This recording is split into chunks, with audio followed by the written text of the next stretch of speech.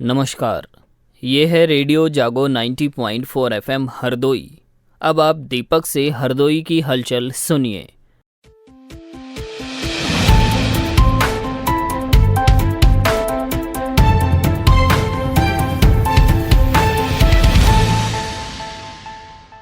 प्रधानमंत्री नरेंद्र मोदी कल 30 जून को दिल्ली विश्वविद्यालय के 3 भवनों की वीडियो कॉन्फ्रेंसिंग के माध्यम से आधारशिला रखेंगे।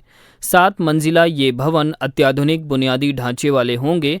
प्रधानमंत्री कॉफी टेबल पुस्तकों का विमोचन भी करेंगे। केंद्र सरकार द्वारा गन्ना पर उचित और लाभकारी मूल्य FRP बढ़ाने के निर्णय को मुख्यमंत्री योगी आदित्यनाथ ने सराहा।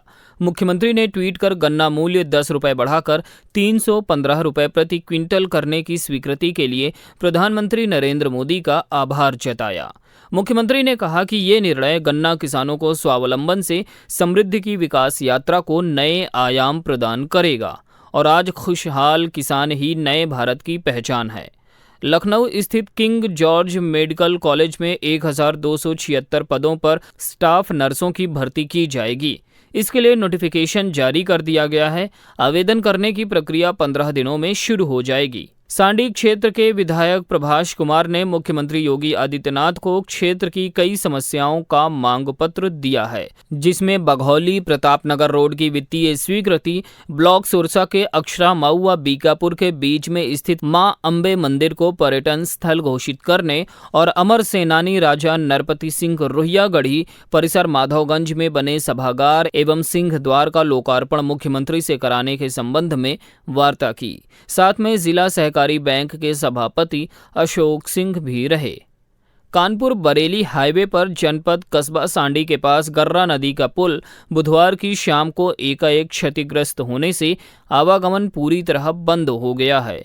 इससे जन सामान्य को रोजमर्रा के आवागमन में दिक्कतों का सामना करना पड़ रहा है। यातायात की रोकथाम और एहतियातन हाईवे पर पुलिस का पहरा लगा दिया गया है। PWD के अधिकारी पुल की शीघ्र मरम्मत कराए जाने की बात कह रहे हैं। आइए सुनते हैं महेश मिश्र की रिपोर्ट। मुख्य मार्ग हो या संपर्क मार्ग दुरुस्त रहे तो हर किसी की रोजमर्रा की जिंदगी की रफ्तार बढ़ा देता है। हरदोई जिले के पश्चिमी छोर पर पंचनद, कटरी, गंगा, रामगंगा और गर्रा सहित 5 नदियों से घिरी होने से जिले की पहुंच से दूर रही, जिसमें सबसे पहले सांडी के पास गर्रा नदी पर 5 दशक पूर्व तत्कालीन विधायक कला रानी मिश्र के प्रयासों से पक्का पुल निर्माण कराकर कटरी के विकास की राहें खोली गईं। पर बिल्हौर, कानपुर और कटरा बरेली हाईवे का भारी यातायात का बोझ पुल को बार बार क्षति पहुंचाता रहता है और कटरीवासी नए पुल की बात दोहराते रहते हैं। पर महीने 2 महीनों की मरम्मत के बाद लोगों का फिर आशंका और अनहोनी के दबाव के साथ उसी जर्जर पुल से सामना होता है। कल शाम एक बार फिर पुल 7 फीट तक टूट गया। समस्या के बारे में आइए सुनते हैं कटरी के लोगों की बात। हम मंसूरपुर जो सांडी का गांव है, वहाँ के अनिल मिश्र जी से बात करते हैं कि पुल से क्या दिक्कतें हैं या और कोई रास्ता है। अनिल जी बताएं, उसके अलावा कोई विकल्प है कि नहीं है? इसके कोई विकल्प नहीं है आने जाने का। 40 किलोमीटर घूम के सबाइजपुर होके आदमी को आना पड़ रहा है और ये हर साल 2 बार क्षतिग्रस्त होता है। ये 15-20 दिन के लिए आवागमन को रोक दिया जाता है, उसको रिपेयर ही किया जाता है, जबकि इसकी मांग हो रही थी कि नया पुल बनाया जाए और उसको शासन नहीं देख रहा है और उसको मरम्मत करने के बाद ही खोल दिया जाता। कल से भी 15 दिन के लिए बता रहे, फिर बंद किया गया है। स्कूल तो 1 तारीख से खुलने वाले, सांडी में बच्चे को आवागमन, लड़कियों को सब परेशानी होगी, ये सब बंद हो जाएगा। उधर से सांडी, हरदोई यही सब बच्चे आते हैं, एडमिशन कराएंगे, पढ़ाई के लिए दिक्कत होगी। वैसे भी रोज़ हरदोई आता है तारीख जिला मुख्यालय पे, या वैसे उनको भी आवागमन में बहुत दिक्कत हो रही है। समिति जो बना रखी है 5 नदियों से घिरी हुई, उस पंचनद समिति के संयोजक और अधिवक्ता बड़े गांव निवासी अवनकांत वाजपेयी जी से। इस कटरा बिल्लौर हाईवे पर जो सांडी बरौलिया के पास गर्रा नदी पर जो पुल बना हुआ है वो लगभग 1 दशक से क्षतिग्रस्त है। कभी कदार उसकी रिपेयरिंग, इसके पहले थोड़ा उसके आगे नीलमई नदी पर दूसरा नया पुल बना दिया गया।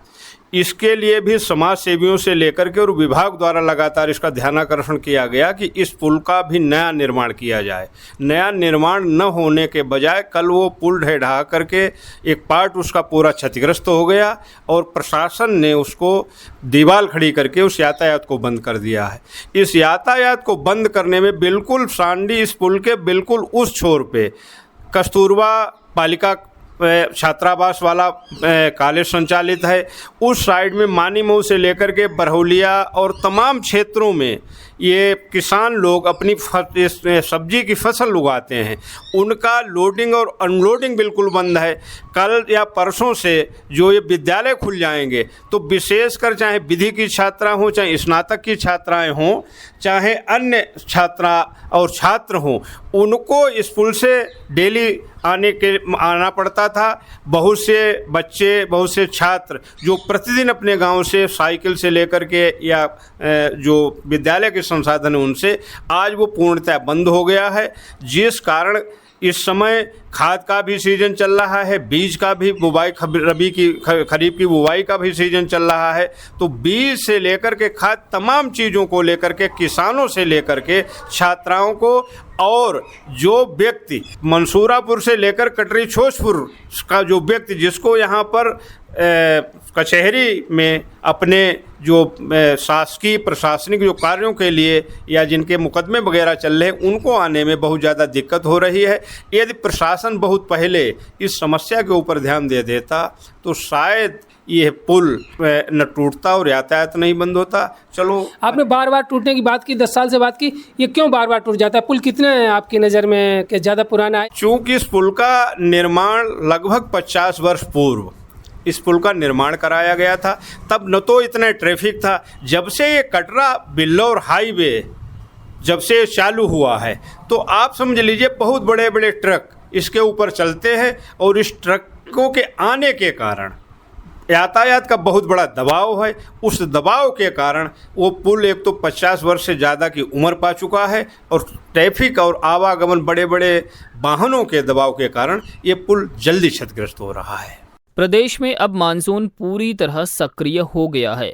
मौसम विभाग की जानकारी के अनुसार आज से हरदोई सहित लखनऊ, सीतापुर, कानपुर, बाराबंकी, लखीमपुर, बहराइच, मुरादाबाद, बिजनौर, अमरोहा, पीलीभीत, बरेली आदि जिलों में आज से लेकर कल तक बारिश का सिलसिला शुरू हो सकता है। जिला प्रशासन के सुझावों के साथ रेडियो जागो 90.4 FM हरदोई भी लोगों से सावधान व सुरक्षित और सतर्क रहने की अपील करता है।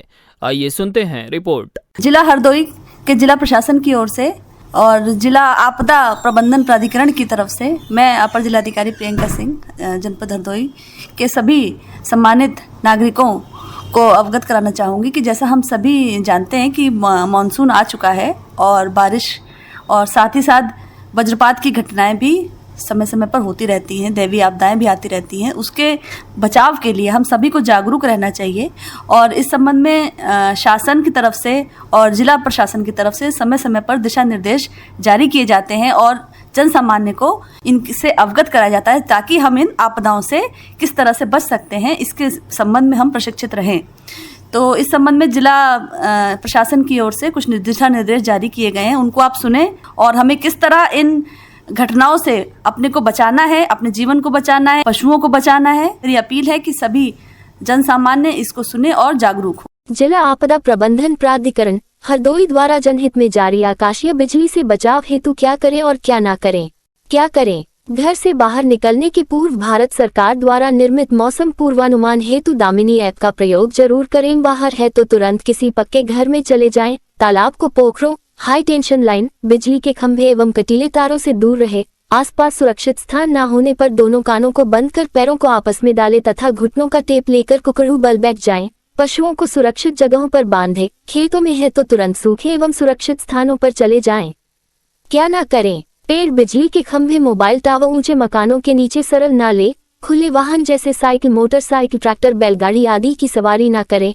बच्चों को बाहर ना खेलने दें। लोहे की खिड़की, दरवाजे, हैंडपंप एवं नल को न छुए। बचाव के लिए जमीन पर कभी न लेटे। धातु से बने छाता या डंडा का प्रयोग न करें। लैंडलाइन फोन एवं बिजली उपकरणों का प्रयोग न करें। जनपद में किसी समस्या आपातकालीन स्थिति में जिला आपदा कंट्रोल रूम हरदोई संपर्क। तो ये थी हरदोई की हलचल। सुनते रहिए रेडियो जागो 90.4 FM।